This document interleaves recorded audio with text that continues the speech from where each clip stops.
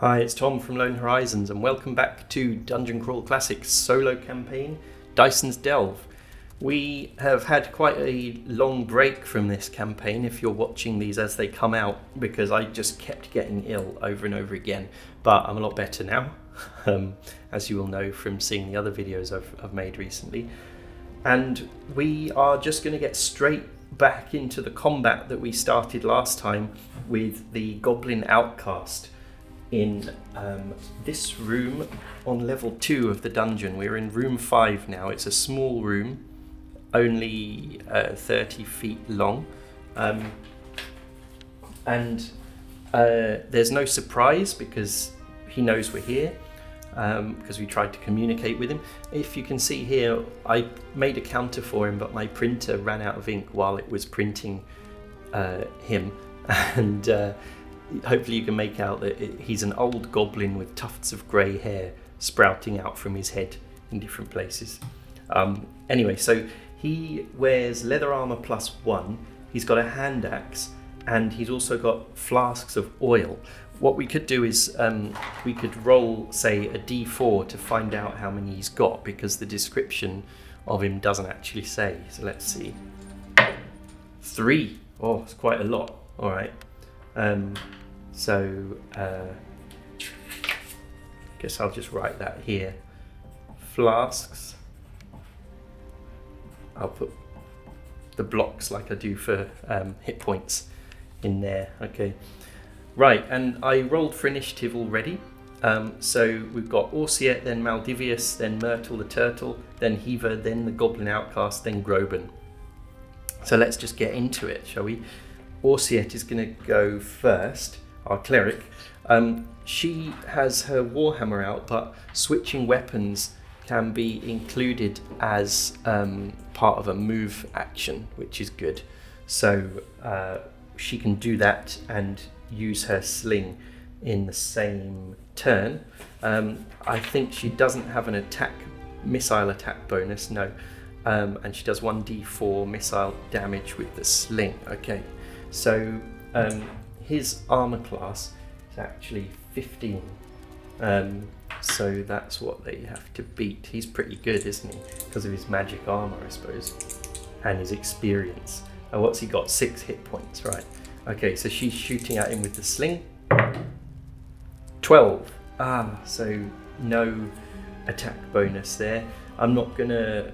No hit there. I'm not gonna burn luck in this fight, because I don't think it's really worth it. I think we can get him killed quite quickly anyway. Famous last words. How many bullets does she have? She has 29 right now, so I'll just write Orsiet bullets times 29. Okay, so that's her turn. Then Maldivius the warrior, he's got his two-handed sword. I think he's got a crossbow as well. The goblin is 30 feet away, so he could actually engage him in combat, in melee combat. Why don't we try and do that? And he's got his mighty deed of arms, hasn't he, as well? So we could try and use that. What can we do? Can we do something with his oil flasks? What if we try and smash one of them with the longsword? Sorry, the two-handed sword. That would be really good, so that he would lose access to one of his oil flasks, and he'd then be covered in oil, which we could say would give him like a -1 to hit penalty, or it could take 1 off his armor class because he can't move so well. He's slipping and sliding around. We could say it removes 1 from his armor class. Let's try and do it. I mean, it's highly unlikely that it will even work, because it's you have to get 3 on a d3, don't you? But let's try it. Okay, so let's see, Maldivius. So we need a d20, the 1d3 for his deep die, and then a d10 for damage is the one I want. Okay, and he wants to hit armor class 15. Okay, so he does hit him, but he doesn't get the mighty deed. He's only doing 1+2 damage. Okay, so he charges across the room, Maldivius, with his two-handed sword held high, and he swings it from the side into the goblin, and he gives him quite a good hit actually, because he's only got 6 hit points, so he's down to half his hit points now. Great. Okay. So yeah, that's good. Now it's Myrtle the turtle. He normally shoots his crossbow, doesn't he? So he's going to do that again. Let's see, Myrtle. So damage is 1d6 plus 1, and his attack bonus is plus 1. Okay. Here we go. No, he misses.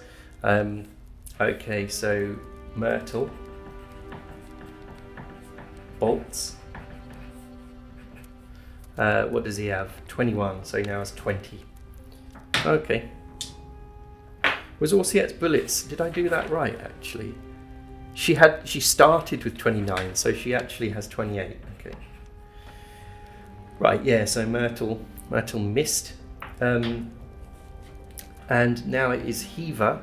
So Hiva has her crossbow. But she'd be shooting into melee, wouldn't she? So maybe she should go up behind him and backstab him, because he's in combat. I don't know how you do it in your games, but because he's now engaged in one-on-one combat with someone, she is going to backstab him. That's my rule. I don't know if that's like standard in RPGs, in D&D style RPGs or not, but I think it makes sense based on what it says in the rulebook. Okay, so she goes 30 feet across the room stealthily, and she switches to her dagger +1, isn't it? Let me see. Yeah, she's got a magic dagger. That is amazing. But her melee attack bonus is still -2 because her strength is so bad. It's 3 strength. Okay, so but if she hits, she'll get a really good critical. Okay, and actually with the dagger, we need to make a note on her character sheet that with a backstab, she will do 1d10 damage, not 1d4 damage. So backstab, we get +3 attack bonus and d10 damage. There we go. So she does get +3 to her attack bonus, so her attack bonus will actually be +1. Okay, that's not so bad. Not so bad, is it? And d10 damage. Hopefully she's going to hit him. No, a terrible miss. Okay. He sees her coming, and he just, with his hand axe, he just bats the dagger out of the way. Okay. Right. And she's now in combat with him as well, so I don't think we can give her another chance to backstab. We can't just have all her attacks as backstabs because he's aware that she's there now. Okay, who is next? The Goblin Outcast. Right, so what is he going to do? Is he going to smash an oil flask over one of them? I think you can do that. There's no rule against it. Or is he going to fight in hand-to-hand combat? I think he's going to use the oil flasks, isn't he? So this is potentially very dangerous, because how many hit points does Hiva have? 7. It's not much. All right. So who is he going to go for first? 1 to 2, it's Maldivius. 3 to 4, it's Hiva. Oh, it's Hiva. This could be really bad. She's one of my favourite characters as well. All right. She's not dead yet, though. It hasn't happened yet. So what is his attack bonus? Goblin Outcast. It is -1. And he will do 1d6 damage plus set her on fire if it hits. Okay. What is her armor class? 12. Okay. Oh, 7. Okay. He misses with his oil flask and it smashes on the floor behind her, setting the floor on fire. It's just, there we go. There's the fire over there on the floor. It looks rubbish. Okay. Who is next? Groban, the wizard. So Groban, he has used up his, he's lost his colour spray spell, unfortunately, for the rest of today. But he does have animal summoning, doesn't he? Maybe he should just cast animal summoning, because he shouldn't really shoot into melee. That's a bad idea. But he could summon an animal to fight for him. So let's do that, animal summoning. And we're going to try and use mercurial magic. I can't remember. I feel like I keep flip-flopping between using mercurial magic and not using it. But I think I'm going to try and use it. I'm going to see what happens here.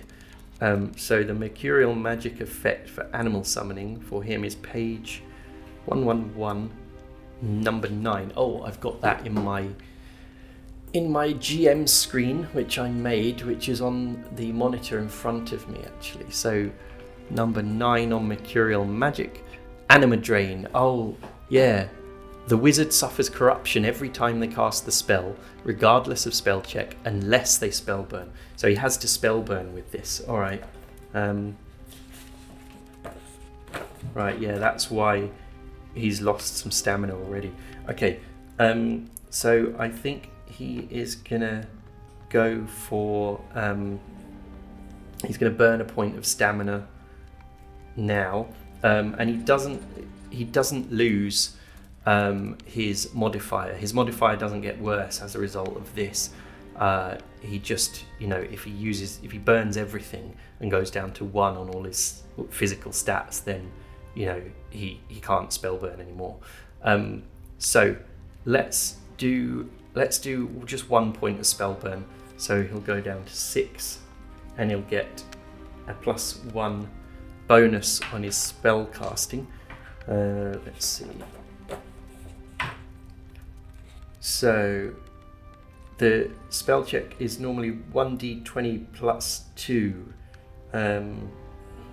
What's his intelligence? That's +1, but I think it's +2 because of casting it through Myrtle, isn't it? Yeah, okay, that makes sense. So this means he will get a +3 bonus instead when he casts it. All right, so the range though. The range is only 20 feet, so he needs to move. Okay, so that is 15 feet. So 20 feet would be about there. So that is 15. Yeah, never mind. It's roughly there, isn't it? Okay, so we will cast that on him. 21. That sounds good. Oh, and sorry, we're not casting it on him, are we? We're summoning. Sorry, you can tell I haven't played for a while. We're summoning, a giant ferret, okay? Because he's got the giant ferret tooth to use for that. So 21 sounds good. 20 to 23. The caster summons 1 mundane animal of up to 4 hit dice, 2 animals of 2 hit dice, or up to 4 animals of 1 hit die or less. The animals remain for 2 hours. That's good. That's really good, actually. Okay. So let me find the stats for them. There we go, giant ferret. 1 hit die. Yeah, that's good. So what was it? So he can have up to 4 hit dice. 4 animals. Okay, 4 of them. That's amazing. Okay, so I don't have 4 ferret counters, so the 4th one will be portrayed by a giant rat. Right, so they are now with us for 2 hours. So we're here on the time tracker, and that will be 2 hours later, that many turns, so that's great. It does say they get hungry as normal, so they're going to have to eat something when it's time to rest. So maybe we can feed them a dead goblin or something like that. That could be good. We need to just roll up their hit points, which are 1d8 minus 1. So yeah, I've made a little post-it note for them here. Keep track of that. Oops. 1, 2,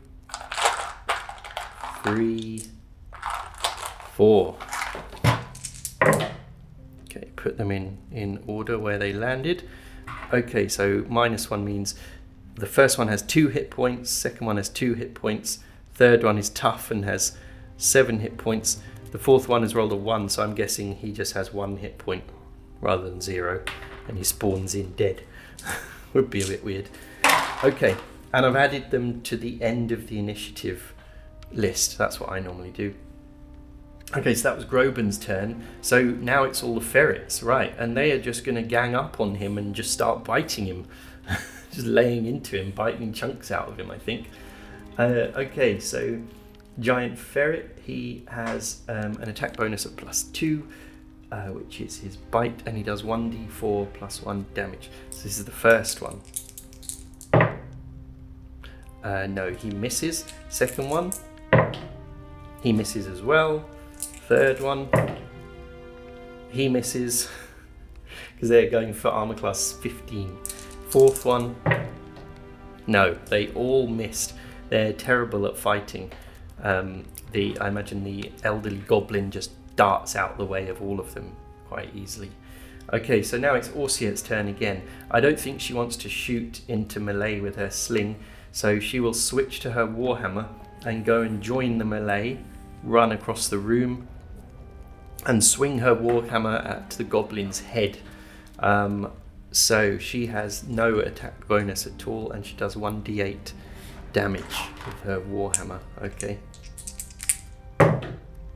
Yes, she hits and she kills it. She just cracks it over the head with the warhammer, and it falls to the ground dead. Okay, that is really good. We have killed a goblin outcast, Orsiet. What was her most powerful enemy vanquished before? Oh, I haven't written it down. She must have killed something. That's weird. Orsiet. Huh. Yeah, that's weird. Okay, well, I'll write down most powerful enemy vanquished now. And that can be the goblin outcast.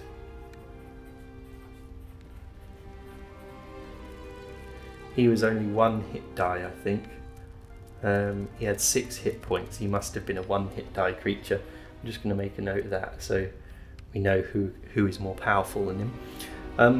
Okay, so they get 4 XP for that fight, going by our XP doling out rules. So let's see what they are on now, actually. So Orsiet is going to be on 33 out of 50. They're still all level 1. So is Groban.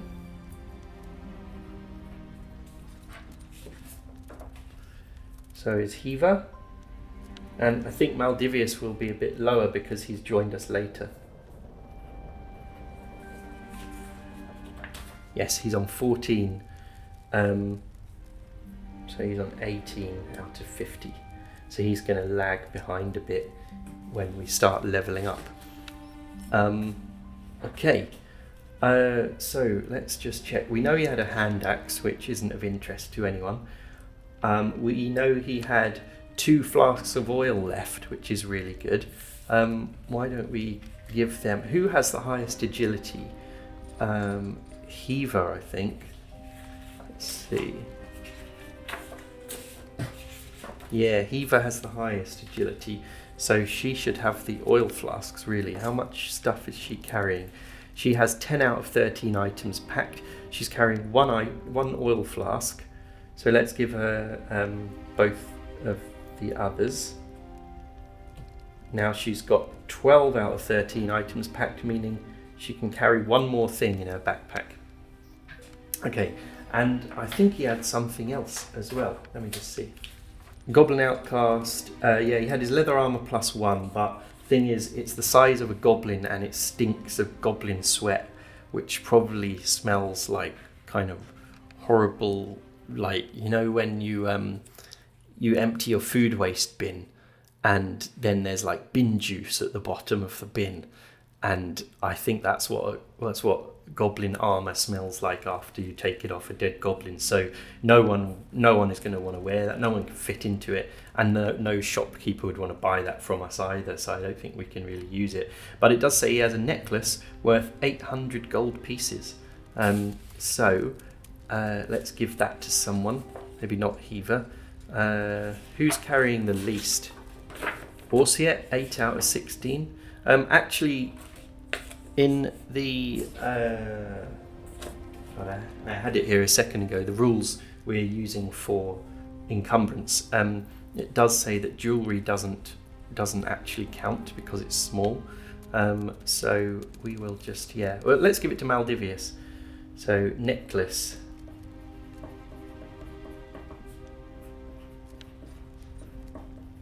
$800 gold pieces. That's great.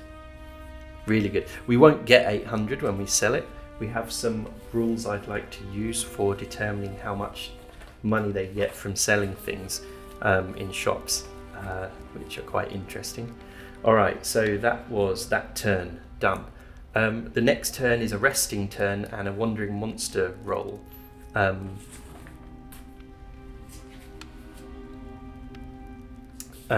So let's do that. Let's clear up this fight stuff.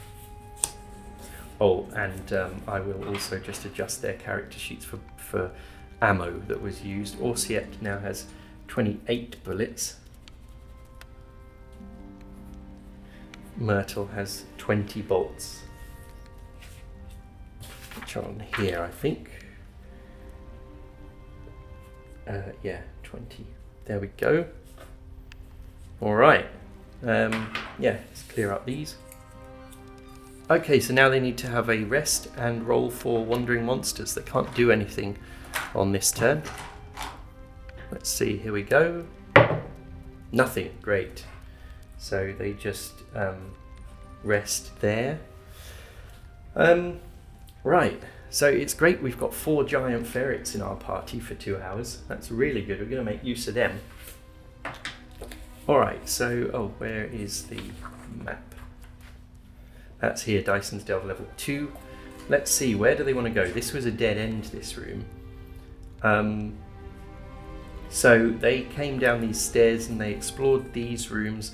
So that means they could go up here. There's a secret door there. So we should roll to see if anyone finds it, I suppose. Does it mention the secret door here? I don't think so. You would just, if you were playing this in basic D&D, you would, I think, just roll a d6 to see if anyone finds it. But to be honest, I can't remember if I already rolled to see if they found it or not. So let's just say no. I mean, to be honest, what difference does it make? It saves time from going down that long corridor, I suppose.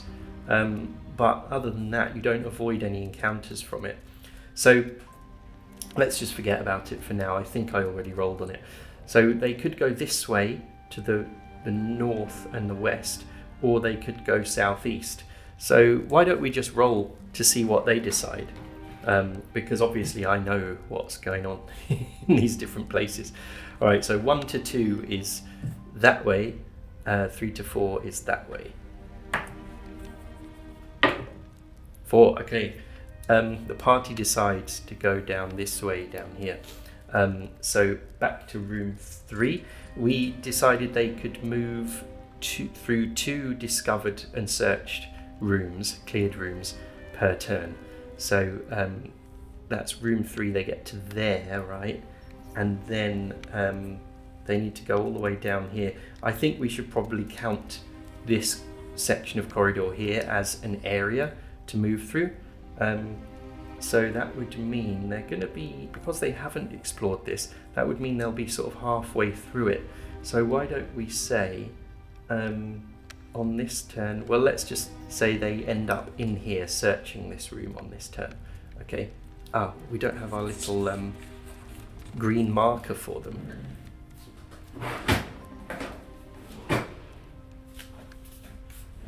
There we go. These all came from Paper Chase, which is a shop in the UK that has since gone bust and all closed down.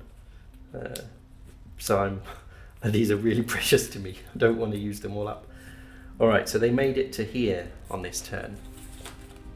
Okay, so then that is that one used up, because remember they're creeping down the corridors slowly, checking ahead of them, all around them, to make sure there's no traps or anything like that. Okay, so this turn there's a wandering monster roll.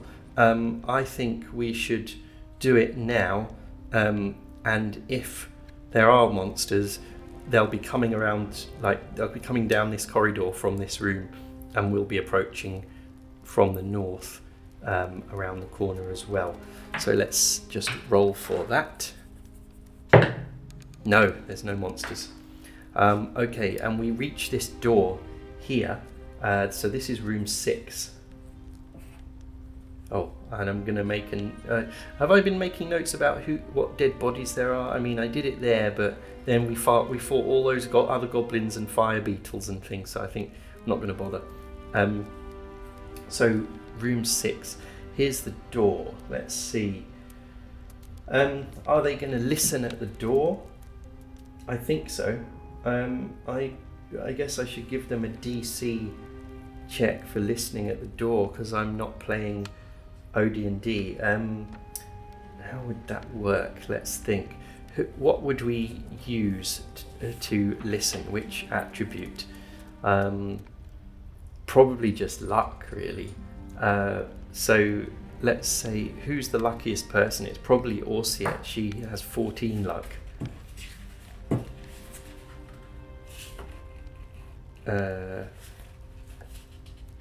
Yeah, let's just test her luck. And what DC shall we give it? We're on level 2 of the dungeon, so why don't we do what Scarlet Heroes does and starts the DC check from 9, and for each level of the dungeon we'll add 1 to the difficulty. So that will be DC 11, and Orsiet will add +2 to this. I'm just making up these rules as I go along, which is one of the good things about playing solo, really. You can just do whatever you want on the fly, and I'll try and be consistent about this. I'll try and remember it next time. Okay, so we get +2 to this. No, she doesn't. She's not able to hear anything through the thick closed wooden door. Okay, so let's, in that case, send Heaver to try and open the door a tiny crack and just peek in sneakily, so she can use her thief skills here, because through there it's a goblin living chamber with quite a few enemies in there. Let's find out what happens. So Heaver, she's got sneak silently and hide in shadows. What would it be? I'm gonna say sneak silently, because she's trying to move the door as quietly as she can, and it might have kind of rusty, squeaky old hinges as well. So that is a +4 to the roll. So again, I guess it would be the same DC 11. Okay. 6, 7, 8, 9, 10. No, the door creaks loudly as she opens it, and she sees a whole load of monsters staring at her from in the room. So this is the goblin living chamber. There are 4 goblins and 2 hobgoblins.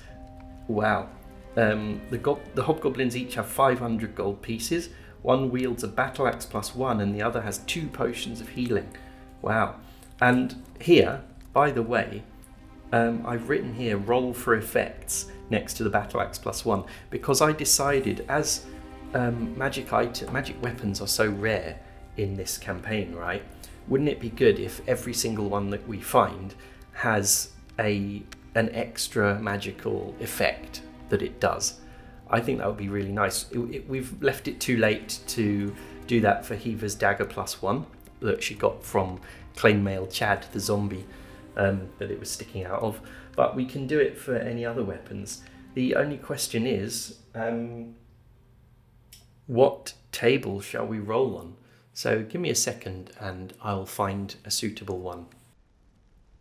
Okay, you can't see it, but I found a suitable table to roll on for that magic battle axe +1.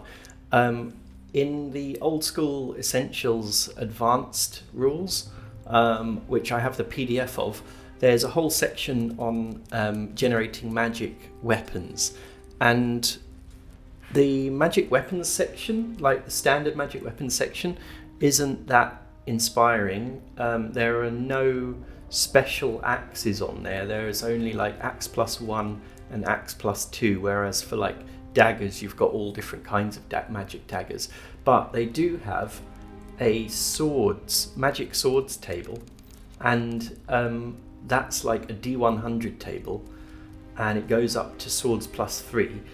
So I thought if I just roll on that and then apply the effects to the battle axe +1, but if we get one that's more powerful than a +1, so that's a roll of 81 to 100, then I will re-roll so that it's +1, because this guy is a normal hobgoblin who happens to have found a magic battle axe somewhere.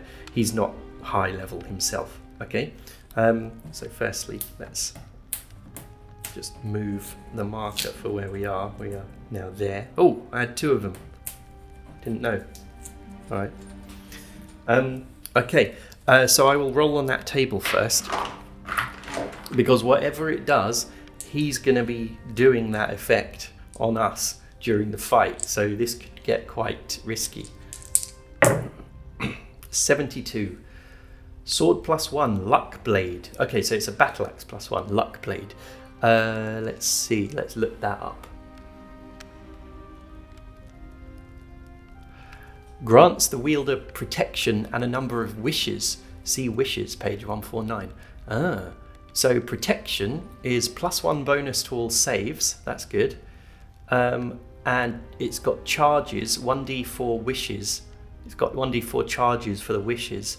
And it says the wish must be spoken out loud by the wielder of the sword. Right, so I've seen references to wishes in rulebooks before, but I've never encountered it in a game. So I'm just going to check that now. Let's see, wishes. Some magic items grant wishes, the powerful ability for a character to change the nature of reality in any conceivable way that they desire. Wishes are generally regarded as the most powerful magic in the game and have the potential to greatly upset the balance of play if not handled carefully by the referee. Uh-oh, this is weird. Okay, so the player and referee must pay great attention to the precise wording of a wish. Fundamental changes. A wish that would alter some fundamental aspect of the game or the campaign world will have no effect. Okay, that's not really fair, is it, on the players? For example, a wish that altered the abilities of all monsters of a particular type would fail. So we can't just wish for all goblins in the world to be destroyed, thereby completely clearing out the dungeon of goblins and solving the problem that we have for our village. Greedy wishes. A wish that the referee judges to be unreasonable or overly greedy may come to pass, but with its intent twisted in some way, like a monkey's paw situation. For example, a wish for a very powerful magic item may cause the item to appear, but in the possession of a dangerous enemy. That's clever. Wishing for more wishes. This will result in an infinite time loop, putting the character out of play. Okay, so they've got some example wishes here. Wishing for a weapon to help fight magical monsters. The wish may grant a +1 sword that vanishes when the combat ends. Or wishing that a monster had not attacked. The wish may place the characters back in time and change the reaction of the monster. Or wishing that a deadly blow had not occurred. The affected character may return to life wounded but not dead. Okay. Well, so it's a bit like calling on the gods for help in Dungeon Crawl Classics then. So that's not like a game-breaking thing for us to have. Okay, but I wonder if the Hobgoblin will use any of them. Maybe what we should do is, well, it's got 1d4 charges actually. I was going to say we could roll for how many of the charges are left, but it's 1d4. That's how many are left in the battle axe already. Okay, so let's just roll for that now. 3. That's good. 3 wishes. Classic. 3 wishes. All right. Sorry, I'm just trying to find the entry for that magic weapon now. Yeah, wishes. Okay, so you get 1d4 wishes. Yeah, it was the luck blade, wasn't it? That was the name of it. Okay, so you also get +1 bonus to all saves. Okay, that's great. It means he'll get bonuses to his saves. But anyway, let's set. Well, we don't know if we're fighting them yet. I think at this point we can assume that the goblins all know that. I probably said this in a previous episode, but we can assume that the goblins and the hobgoblins all know that there's a gang of adventurers going around their dungeon, killing them one by one. The reason we did a reaction roll for the goblin outcast was because he was an outcast. Hi everyone. As usual, I got a bit carried away this session and played for about an hour and a half, so I am going to cut here and we will have the fight in the goblin living chamber next time.